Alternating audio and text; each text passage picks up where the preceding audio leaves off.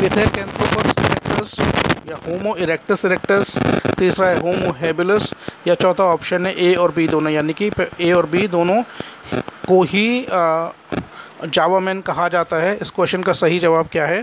Question number 84 का option है D, यानी कि जावा मैन को जो दूसरा नाम है होमो इरेक्टस भी बोलते हैं और इसे पिथेकैंथ्रोपस इरेक्टस भी बोलते हैं। क्वेश्चन नंबर 84 का सही जवाब है ऑप्शन डी। आगे बढ़ते हैं।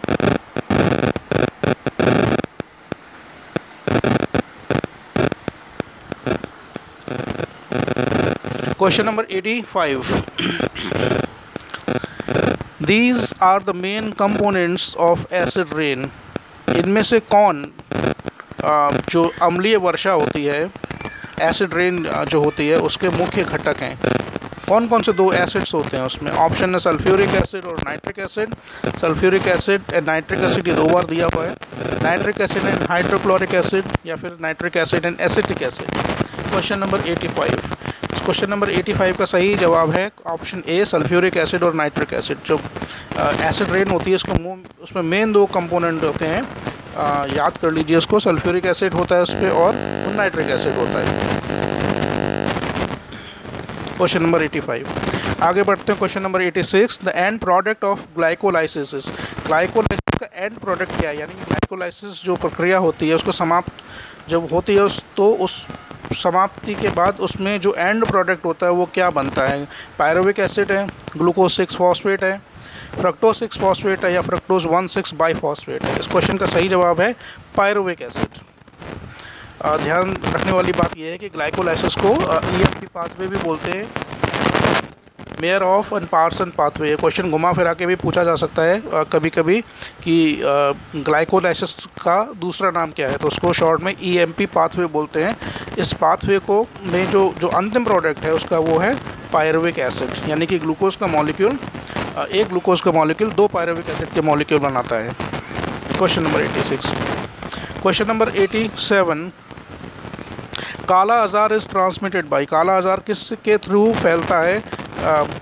फ्लेबोटमस है, ग्लोसिना है, पेडिकुलस है या एडीज है? फ्लेबोटमस, ग्लोसिना, पेडिकुलस के द्वारा या एडीज मच्छर के द्वारा। Question number 87। इस क्वेश्चन नंबर 87 का सही जवाब है ए, फ्लेबोटमस। फ्लेबोटमस काला आज़ार जो बीमारी है उसको ट्रांसमिट करता है। Question number 87, duration of spermatozoa, यानी कि जो स्पर्मेटोजोआ बनते हैं मेल में, वो परिपक्व कहाँ होते हैं? एपिडिडाइडमस में, शुक्रवाहिनी में, प्रोस्टेट ग्लैंड में या इनमें से किसी में भी नहीं? एपिडिडाइडमस, वास डिफरेंस, प्रोस्टेट ग्लैंड या फिर इनमें से कोई नहीं। Question number 88। इस क्वेश्चन का सही जवाब है स्पर्मेटोजोआ का जो मैचुरेशन होता है वो एपिडिडाइमस में होता है। किस में होता है? एपिडिडाइमस में होता है।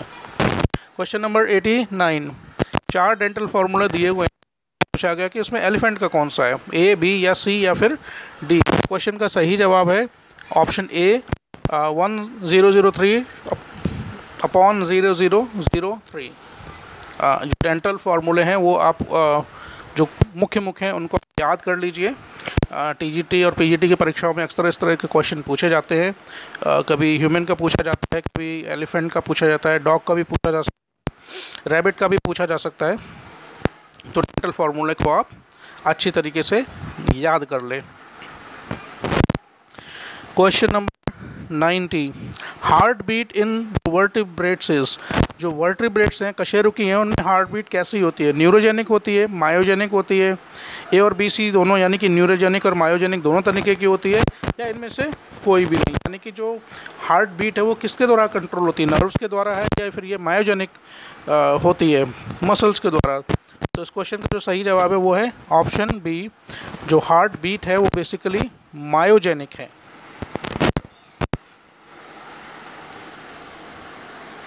इसका सही जवाब है option B. Question number 91, silk gland of silk moth are the modifications of.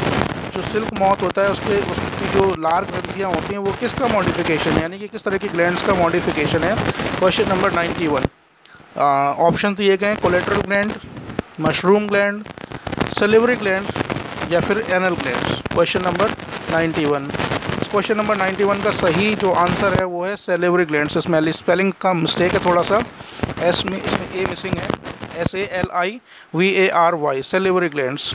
तो सैलिवरी ग्लैंड्स जो सिल्क जिसको बोलते हैं, जो हमें सिल्क प्राप्त होता है, तो सिल्क माउथ में जो सिल्क ग्लैंड होती हैं वो बेसिकली जो सैलिवरी ग्लैंड्स हैं उनका मॉडिफिकेशन होती हैं, वो मॉडिफाइड सैलिवरी ग्लैंड्स भी इनको कह सकते हैं। आगे बढ़ते हैं question number 92। All muscles which are attached to bones, वो सभी मसल्स जो बोन से यानी कि हड्डियों से जुड़ी हुई होती हैं, अटैच होती हैं, उनको क्या बोलते हैं हिंदी में? अरेखित पेशी, अरेखित पेशी या रेखित पेशी, हृदय पेशी या केवल रेखित पेशी। 4 ऑप्शन दिए हैं, इनमें से हमें ढूंढना है इस क्वेश्चन का जो सही जवाब है वो क्या है। इस क्वेश्चन का सही जवाब है option D, only striped muscles. Cardiac muscles heart में होती हैं, अनस्ट्राइप्ड मसल्स बेसिकली उन ऑर्गन्स में होती हैं जो इनवॉलंटरली एक्शन अपना काम करते हैं, जैसे इंटेस्टाइन की मसल्स हैं, स्टमक की मसल्स हैं।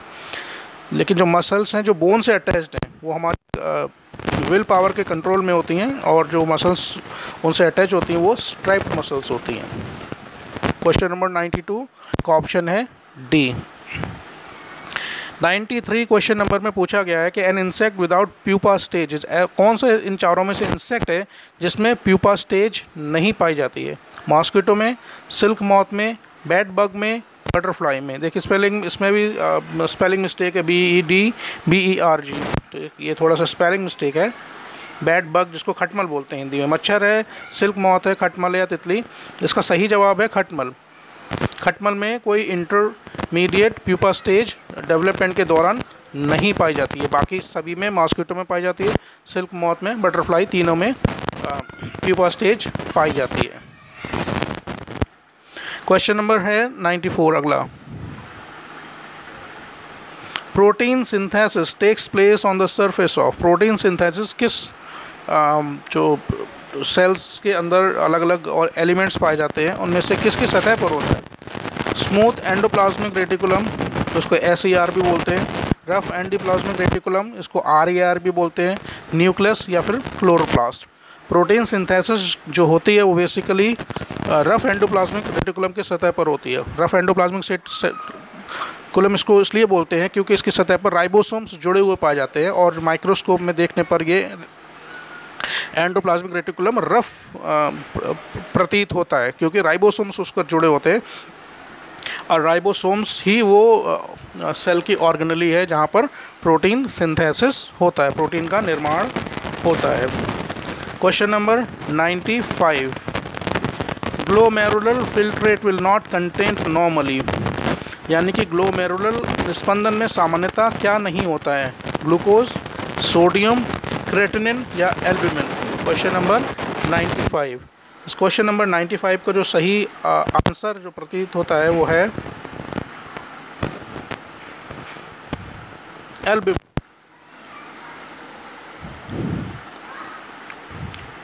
जो किडनी में ग्लोमेरुलर फिल्ट्रेट बनता है उस फिल्ट्रेट में एल्ब्यूमिन नहीं पाया जाता है। ठीक, आगे बढ़ते हैं। Question number 96। Protostele is found in, इनमें से किस में से प्रोटोस्टील पाई जाती है? लाइकोपोडियम में, एक्सिटम में, मार्सिलिया में या इनमें से कोई नहीं? Protostele is found in which of these? इस क्वेश्चन का सही जवाब है लाइकोपोडियम। इस क्वेश्चन का सही जवाब है लाइकोपोडियम। Question number 96 lycopodium.